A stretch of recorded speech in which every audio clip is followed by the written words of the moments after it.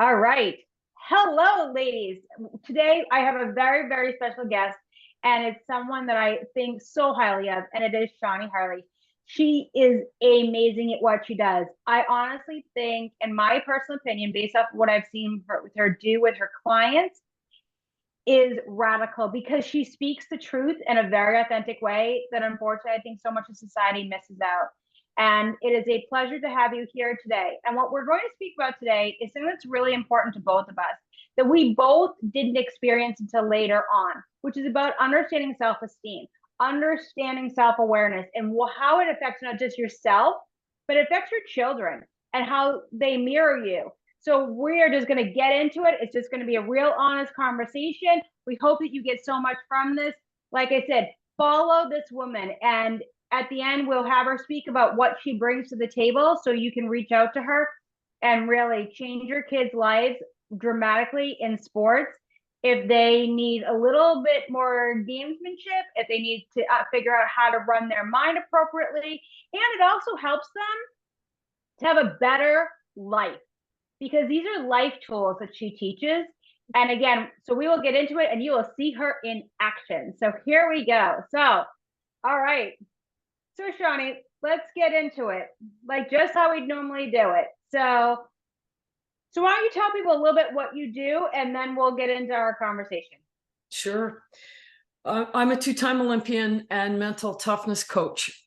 And I think the best thing that I do for my clients is I help them figure out what to do with how they feel.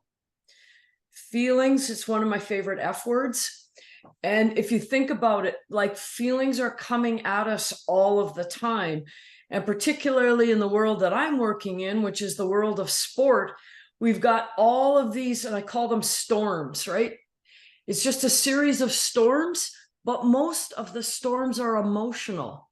And the truth is, we don't know what to do with those emotions.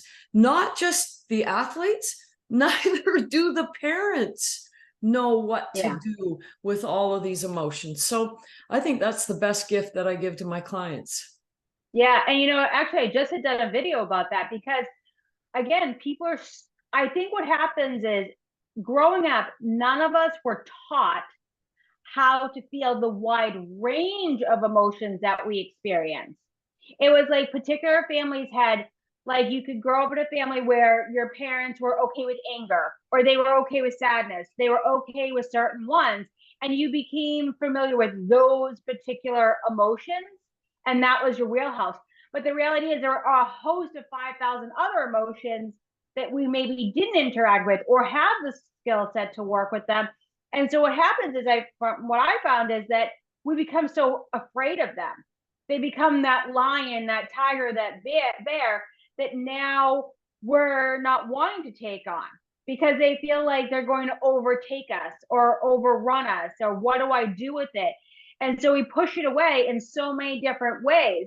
But what we're teaching our children is to do the same thing versus understanding, like I talked about in my video, that it's like they're like weather. When you see them as this is a snowstorm, or this is a blizzard, or this are clouds, or this is a sunny day, or I'm feeling cloudy today, or like, or something like that. It changes the shift in parameter with them. And I think that makes a big difference. So what do you find that you see a lot that could be super helpful for some of the parents that really want to better themselves and their children? Well, they're called feelings because we're supposed to feel them. Hello. Yeah. And this is what we're like. Yes, I'm willing to feel the happy ones, but I don't want to feel the crappy ones. I'm like, that's not how freaking life works. You're going to get happy and crappy. And I believe that part of mental toughness, part of emotional intelligence, self-awareness is knowing what to do with the crappy. And what I hear happening a lot in my world is lots of things being said like this to kids. Oh, it's okay. Just get over it. Oh, just fake it till you make it. Don't let them see you cry. Don't cry in here. Right? We're pushing down, pushing down, pushing down. And what happens then is these athletes become afraid, and not just athletes, kids, people. We become afraid of the emotion because somebody that matters to us judged that emotion as wrong or bad instead of normal. Right. So that's a and big you think, one. and Go ahead, yeah, Steph. and you think about it too, right? And you think about this too, is that it's whose voice is that? Yes. Because usually it's not yours. It's that's what my dad said to me, or that's what my mother said to me, or that's what my grandpa said to me, or whomever it is. And you're now being their puppet saying their same thing over again, versus instead of being like, wait a second, do I really believe that? Is that my authentic truth? Do I really feel that way? Or am I practicing a habit that I have heard over and over again that now I can change that story? And that was one of the things that you're touching on is very true. I grew up in the generation, you did too, because I think a lot of baby boomer parents were taught by generations that were at war. And it was, you needed to be mentally tough. You needed to have all this stuff because it was all about survival. But then I think what changed was that what came into play was when you got to like the baby boomers that had Gen X kids, it's like things started shifting and they weren't shifting with it because they were just telling you what they heard. And so what comes into play is that now it's a case of like that Gen X parent can now shift how they feel. Because one of the big differences that I made was I was told not to cry. I was told to stuff my emotions. I was told to be small and keep my voice and be seen, not heard. And it has massively impacted me. But one of the other things I noticed was when my nieces cry, I say to them, let it out. Let it out. Just let it all out. Just let it all out, honey. Because I see the habitual habits that start to branch off from stuffing emotions because it has to go somewhere. So now it goes into emotional eating. It goes into shopping. It goes to social media numbing out. It goes into another vein. It has to go somewhere, or you repress it for so long that it boils and boils and boils, and then you blow up like a hurricane because you never learned how to place it somewhere. Well, what do you think about this idea? So when a parent signs their child up to work with me, they have to have at least one parent sign up too, because I understand where my real work lies. My real work lies with coaching the parent. Yes, I'm coaching their child, but I can't help the child unless I help the parent. Right. And so this is what I teach parents. I listened, I said, tell me some things that you say to your kids on the car ride home from the gym or the rink or whatever. What do you, and so they tell me and I listen and I'm like, I ask them this: why are you trying to save them from their feelings? And they have to think about that because that's a pretty deep question. Why are you trying to save them from their feelings? And they say, well, I don't want them to feel sad. I don't want them to feel bad and disappointed and embarrassed. And I said, okay. I said, so let's get clear on this. Who are you really trying to save? Now, that's a super good question, because what's happening is when we are trying to save our kids from their feelings, what we're actually saying is, this is actually about me. This is me not being able to handle that my kid is upset or mad or sad or whatever it is. Yeah. And so we want our kids to be happy so we can be happy. Yeah. If they're we, micromanaging. yes. Right. They're micromanaging their child's emotion to regulate their own emotional state. Correct. Yes. So sport is just so interesting to me because it's just like a perfect analogy of life. And when I sit and I listen to parents in the stands and what they're saying to their kids, and they're coaching and they're yelling, and then they're yelling at the refs, and then they wish the coach was playing their kid more. And so I'll ask them, I said, so I said, why are you yelling and coaching and lecturing and criticizing and all the things? And they're like, well, I want my kid to get better. And I said, oh, I said, so you're doing this for the benefit of your kid? And they're like, yeah. And I said, is it working? And they're like, no. I said, so then whose benefit is it for?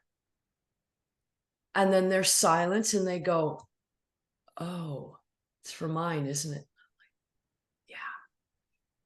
But when we get this awakening and we start seeing, I'm out here trying to fix my kids, we go, oh, I got to notice that.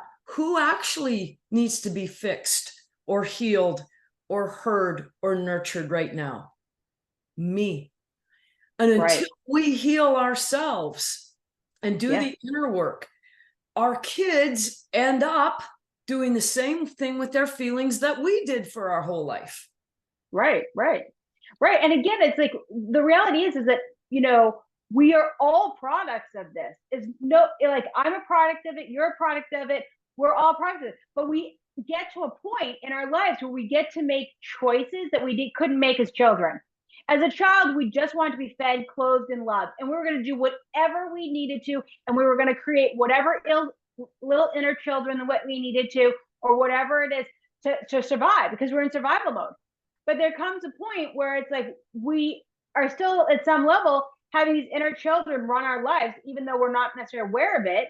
We also have all of our own stuff that we have pushed aside, or think, I'm an adult now, I don't have time to deal with this, is one of the big things that everybody says.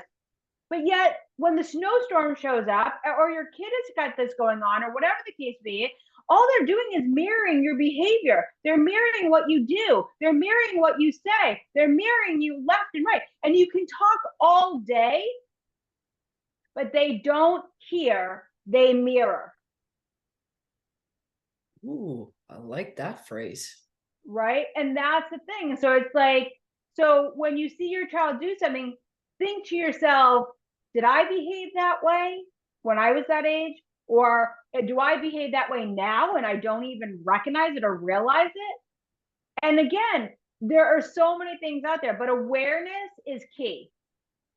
And one of the big things that I've talked about, and I know that you've talked about this too, is it's like, you know, I tell people, create your own version of like a loving tattletale to put on notice of what you say and what you do.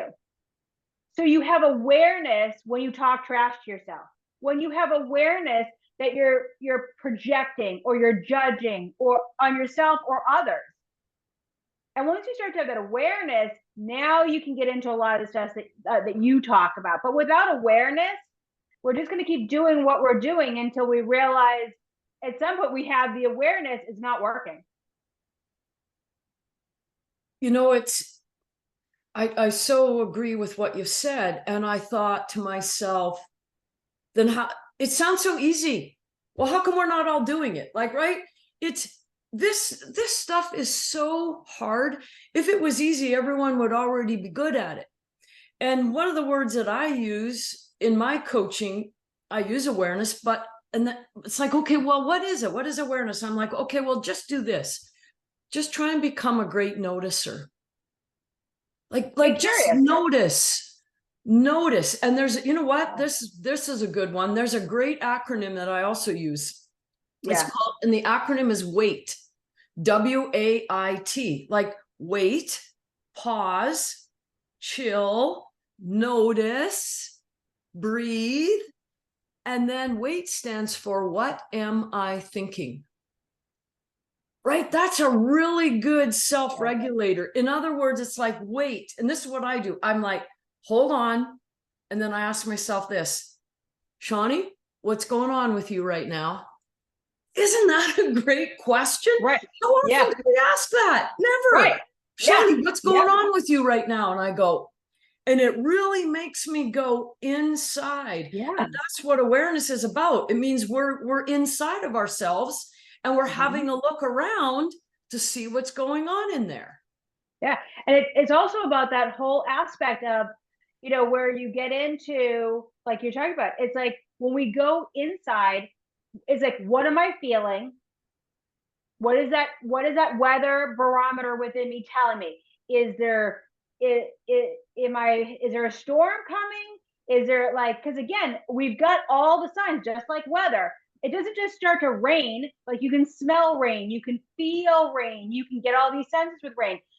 You can see thunder coming from a distance. Our emotions are the same way. Our emotions have shown up into a room before our brain even has a clue to think what's going on. So again, it's that, figure out, what are you feeling? Is it uncomfortable for you to feel it? Because then your brain wants to jump in and be like, oh, I'm going to tell you, we're going to tell you what this is, so I can get you out of your body and into your head to intellectualize this, because it's too uncomfortable to feel it. Oh, and then from there, I'm going to the ego show up to do its own job here, to judge it, to criticize it, to make it right or wrong or whatever. And then from there, we're going to start the cycle all over again. But like you said, when you can get to that point where it's like, this is not a good or bad emotion. It is an emotion. It's neutral. I'm not going to label it X and I'm not going to label it Y. It's just an emotion. It's here to tell me something. Now, what is the story that I decide that now means? And I can change that story. It is written in pencil, not pen. So you take out your little eraser and be like, nope, I'm going to make this mean something different now. And then from there, it's like, oh, okay. Now I can choose to behave differently. I can choose a different story or no story at all. We don't always have to have a story connected to something. Things can be just, they are what they are. End of story. Steph, you just summarized a little formula that I use, and this might help, the listeners. Yeah. It's a 3-step formula. And what's the purpose of it is to figure our am I allowed to swear? Yeah, you can go right ahead. Okay. Is to figure our shit out.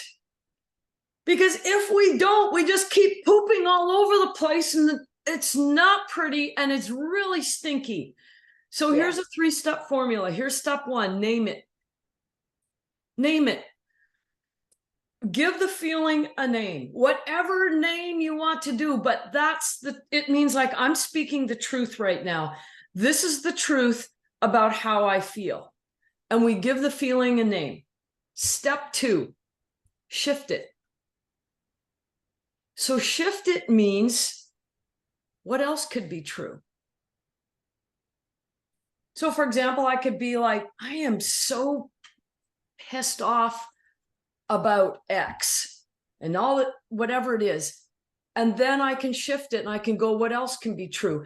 Because there's always another story that we can put on something. There's not just one story. There's not two. There's not even just two. There's a ton. Many. So name it, shift it. So we speak the truth about how we're feeling. And then there is another truth there, a minimum of one. What else could be true? And then step 3, choose it. What are we going to choose? Now that we know what we're feeling, we know what else could be true. Now we have a choice to make, and decisions decide destiny. We get to choose now, because we've just awakened ourselves. So now we're awake. We're standing at that fork in the road.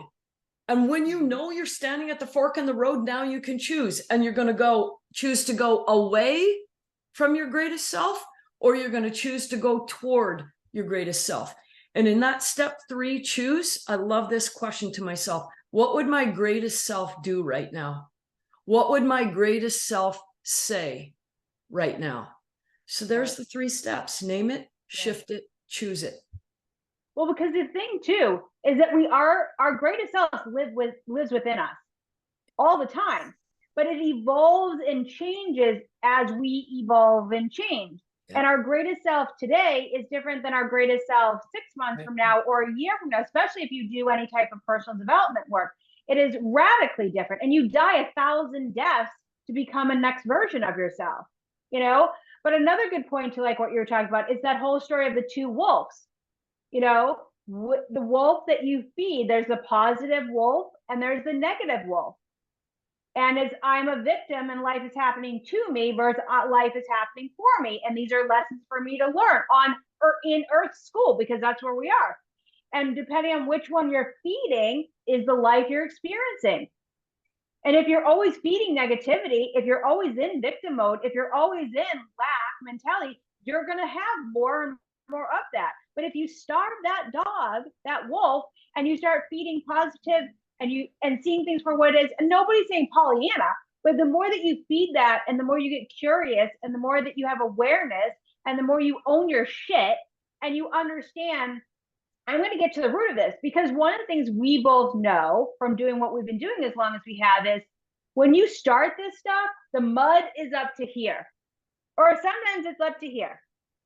But then you gain tools and you listen to audiobooks and you work with people like yourself or people like me or other people that are out there. And the more you consume this information, you get more tools and the mud starts to go down. And then no matter how high the mud raises, you now have tools. I can do this. I could do this. I could do this. I could do this. And you know, learn how to regulate yourself and see things so radically different. You don't experience the thunderstorms and hurricanes and torrential downpours that you once had before. I agree, partially. Yep. I think the thunder and lightning always continues to come. I think we get better at managing it because we've gotten better at understanding the root and what is going on. And it always makes me think of this question, you know, because when you and I are talking right now, like, I mean, we're preaching to the choir, right? We're both just singing our hearts out because we just love this stuff. Right. But I think, well, how come everyone's not doing it then, right? We talk about two wolves. We can feed the positive wolf, we can feed the negative wolf. Which narrative do we want? And how often do people choose the negative? And I always get curious about that. And I think, you know, even when I'm working with my clients and I see them being stuck, what comes to me is that for so many of us, and I know that I was there, it was actually easier to stay stuck than to have to slog through the mud to get unstuck. Now, it was easier, but more painful and more unhealthy, but it was also safe because it was familiar. Mm-hmm. And that's why I think we all need to have a badge, a gold medal, stand on the top of a podium when we choose to do inner work, because it's the hardest work we will ever do. Because to get unstuck, you don't just get to wake up on one day and go, ooh, I choose unstuck. It's like, okay, fucking get on your hard hat, get on your steel-toed boot, get out your shovel, because we are going to work and it's going to be hard, deep work. Yeah. But I think at the end of the day, it's like, but the reward is so important. And I think what comes into play is that it's like Rome wasn't built in a day. It is baby steps. It's continuous work. It's evolving. It's dying 1,000 deaths. And it's becoming unattached to who you are and willing to change your identity over and over again to evolve into those next parts of who you are and into your greatest self. And again, one of the big things is only you decide what your greatest self is over and over and over again. It is not something that society puts a label on you and says that's what greatness is. It is something that you get to choose and you get to decide those things for yourself. And it's moving beyond the societal norms of what everybody else says and is screaming out there. And it's doing the internal work so you can hear your own voice of what everything means to you. Because success could be being a badass CEO to somebody and being a badass mom that is a rock star to somebody else. You know, it's like, and so you get to choose that aspect of it when you do this inner work to evolve into those next levels of yourself. Yeah, and what came to me when you were speaking is the concept of the most important relationship we will ever have is the relationship with ourselves. Yeah. And, I don't think we spend enough time in there, especially parents, right? Our world is just packed with everything out there that we are responsible for. And I get it. Like, as parents, we have to be these superheroes. But I do believe that if we latched on to that phrase, the most important relationship I'll ever have is the relationship with myself, that means we will prioritize it at the right times and the right moments. And we will spend time and investment and commitment to going inside, because this relationship with ourselves, who was ever taught how to have a relationship with yourself? How do we want to show up in the world where when we go to bed at night or laying there, we're thinking, and you're like, you know what? I really liked myself today. I was really proud of myself today. I liked how I showed up in the world today. We don't even know how to do that. We don't even know what that is. And then we certainly don't know how to reflect on it. And yet this is what we're talking about. This inner journey is really just improving the relationship with ourselves. Oh yeah. And it's amazing how much, and I can speak for myself on this one, because like I grew up with no self-worth, no self-esteem, no self-confidence. Now, sometimes I definitely appeared that way to certain people, but there's a whole other story going on underneath me. And what came into play for me was, it was like when I learned and found self-love, when I learned and found self-worth and confidence, all this stuff, it's like you show up differently for yourself, your behavior changes, but it's like you learn to like feel a sense of pride that is indescribable, because it's all self reliant. Like I literally now say, I love me. I love me. I love me. And I can honestly truly mean it. And for me, this was like the greatest gift that I have ever given to myself, was really getting to that point as a massive people pleaser, outsourcing everything under the sun, to finally one day have that epiphany of like, this doesn't work anymore. I got to choose something different, and actually doing the work and really loving myself. It's priceless. It's completely priceless. And I think that's one of those things, when you've experienced it, you want to share with everybody, because it's an emotional feeling that is so indescribable. I'll tell you something that has been really freeing for me is when I started doing this inner work, it became really clear. I've been involved in sport my whole life. It became really clear that I figured out what made me feel good about myself: accomplishments, achievements, medals, wins. That made me feel good about myself.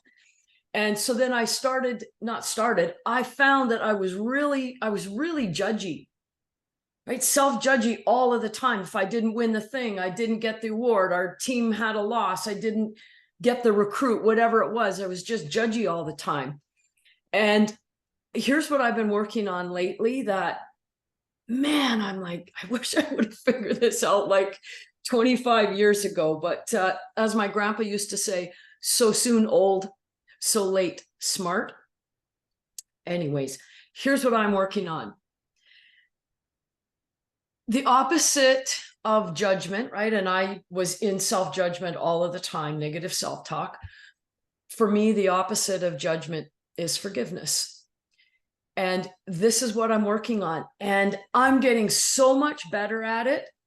Is just as an example, in sport, I play pickleball, and I'm a pretty good pickleball player. I'm not awesome, but I'm decent.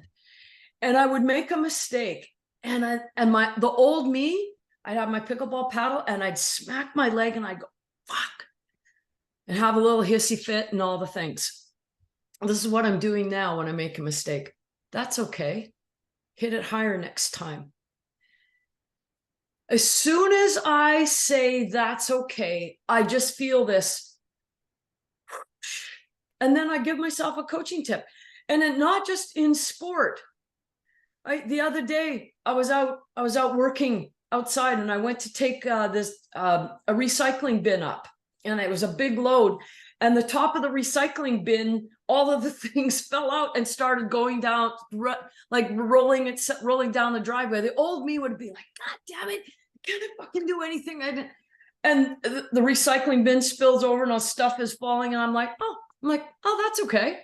I'll just go pick them up and start again. That phrase has changed everything for me. I've gone from being this judgy of everything to now that's okay. Yeah. And then I just give myself a tip. Yeah. And I love that, because one of the things, I was super judgy, but I was judgy was in the sense that I inherited my own voice. I heard it in two other people's voices all the time. So mine was like backdooring it in and being like, oh, it sounded like my dad, or it sounded like somebody else. And it wasn't me judging me. Oh, it was them always judging me. Oh no, but it was me judging me. That's right. The other thing that you're touching upon too is self-rejection.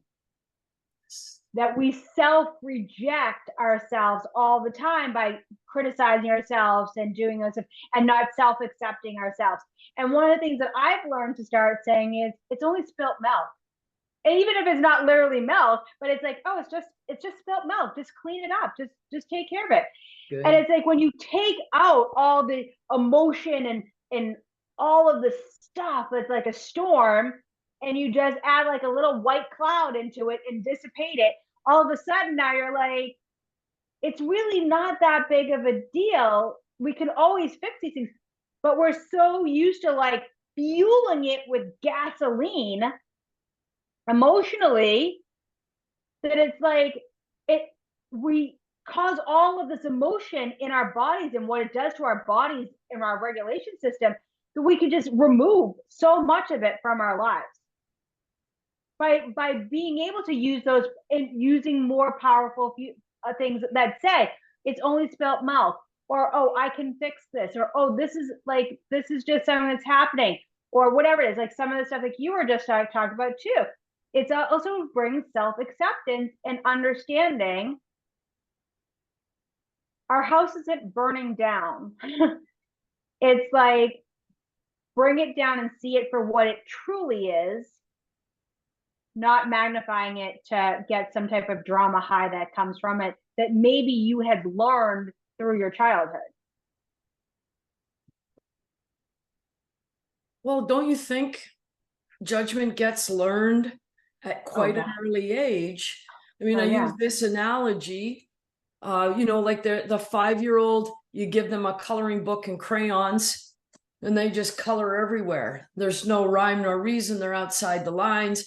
That 5-year-old holds it up to an adult, and the adult goes, oh my gosh, that's so beautiful. And then they put it on the fridge. But it's not much after that 5-year-old becomes 6 or maybe even 7 or less. You give them crayons and a coloring book, they color all over the place. They hold it up and someone says, why did you color outside the lines? Do it over again. And they don't put it on the fridge. We learn judgment at a really, really young age. And then we become that way. We judge ourselves all of the time. And if we think about, you said something like, I listen to the judgment voice. I hear my dad's voice. I heard you say my dad's voice. And we hear these other voices of judgment come in. But you also said something that I think is so important.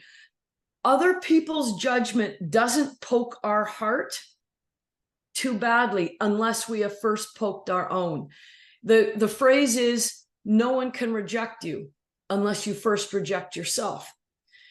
So judgment from out here only hurts because we are being judgy to ourselves all day long. What if we were more self-accepting, more forgiving? And when people are trying to judge us, you're like, what? What do you, I disagree. No, that's not, no. Right. Right. How And then you wonder we don't why, do that. right. And then we wonder why we live in a society where everyone's like, I don't feel like I'm enough. Yes, that's right. Well, Right. because you're busy rejecting yourself all day, and you're criticizing yourself. You're not at self-acceptance. You're self-rejecting. You're putting your needs and yourself last. You've got a hole in your cup most likely, and then you're projecting all this stuff all over the place on top of that. It's like, and this just keeps fueling the fire in society.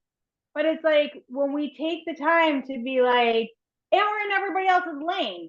Like, so if it's like, if we stay in our own lane, we give ourselves self-love, self-acceptance, we do the inner work, we unwire all the mesh of stuff, that conditioning that we all have, and we start nurturing ourselves.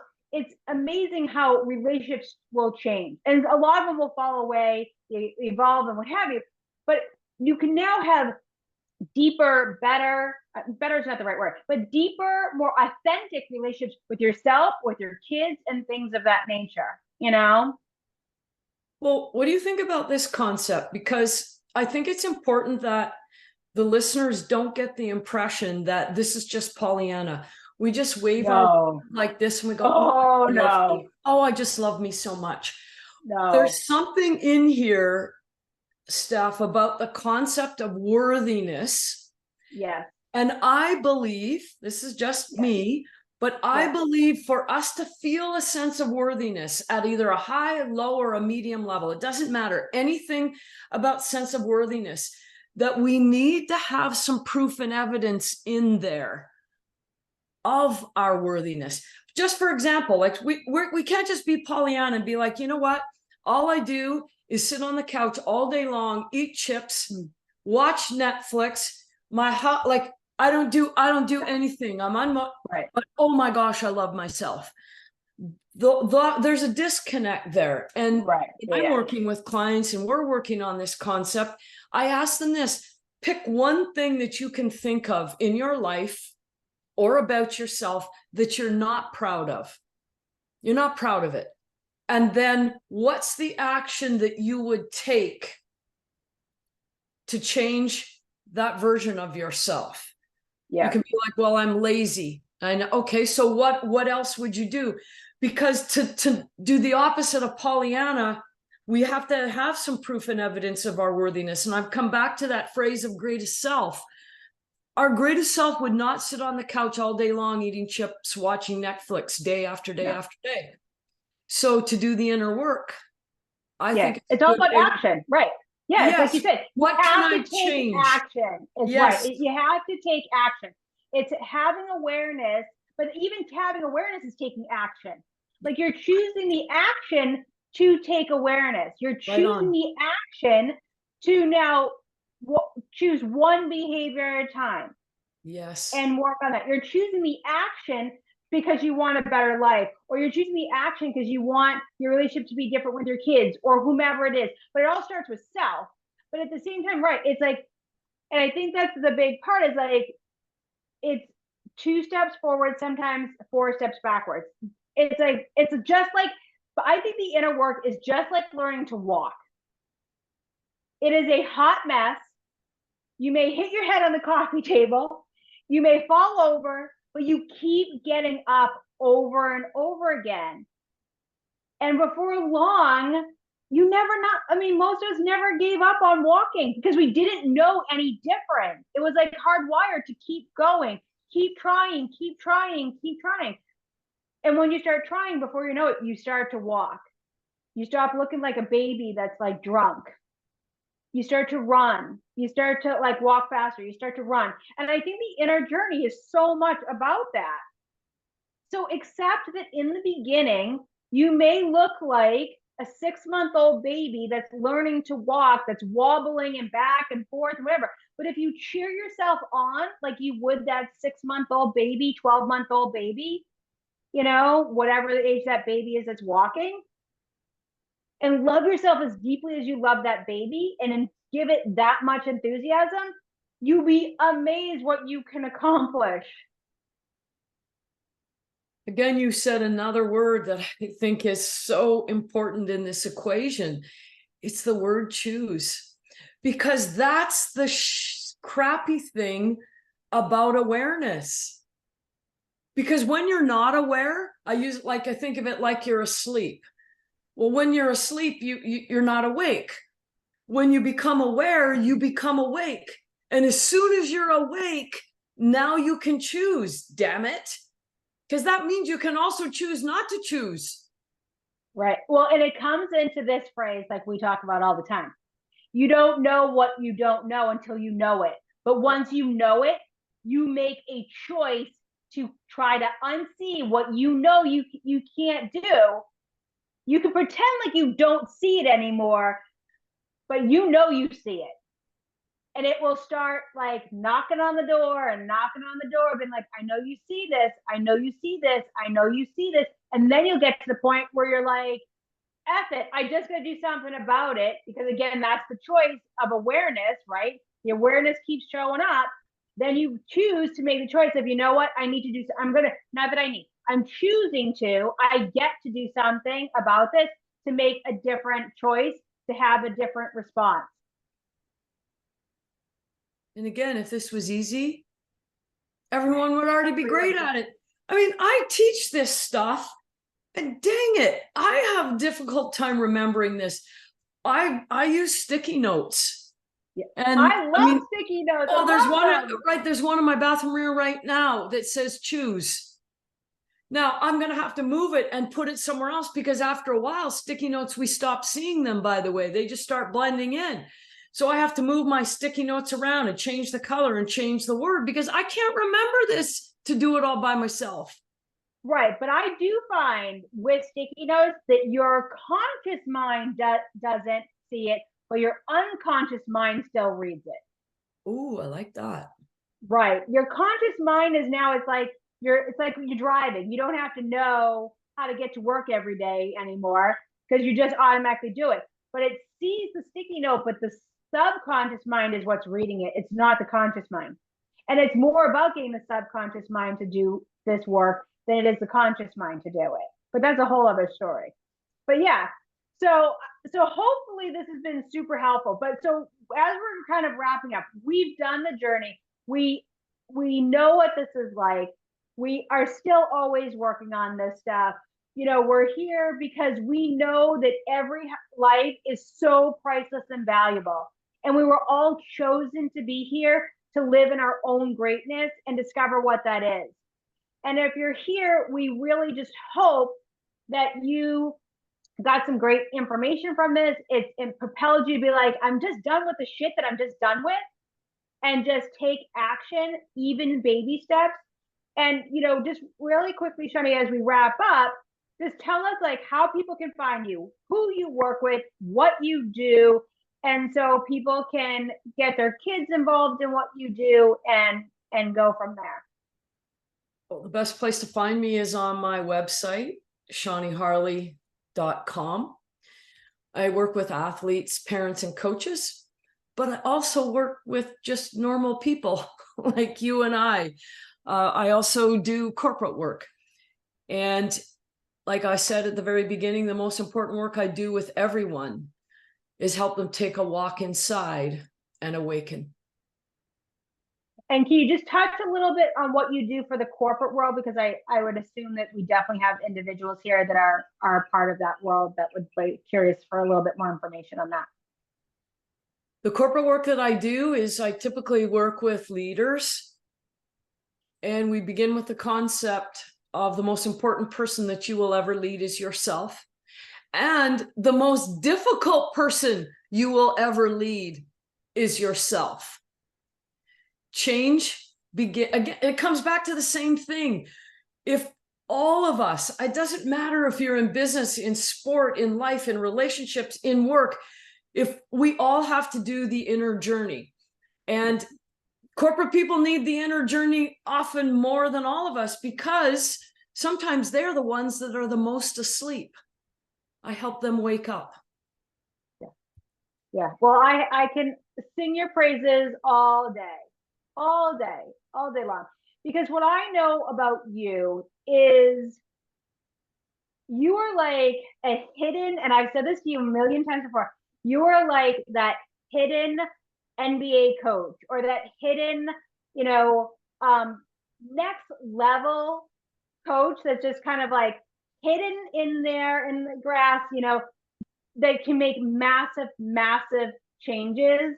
You are real, you're authentic, you've done the work, you're an exceptional human being in my book.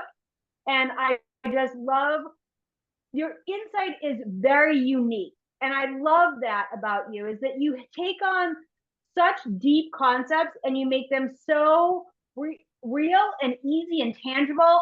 And I love your metaphors that you do and things like that. And so again, I cannot stress enough, if you are blessed to have this woman in your life, please, please reach out to her. You will never regret it. Never.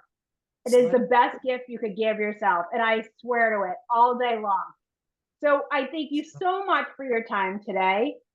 And we hope that you got a lot from it. If you did, like I said, reach out to Shawnee, put likes. If you want us to talk about something else, I know Shawnee would probably love to come back. We're here to help the world make a better place. So make your comments below and we will go from there, and hit share or like if you like this video.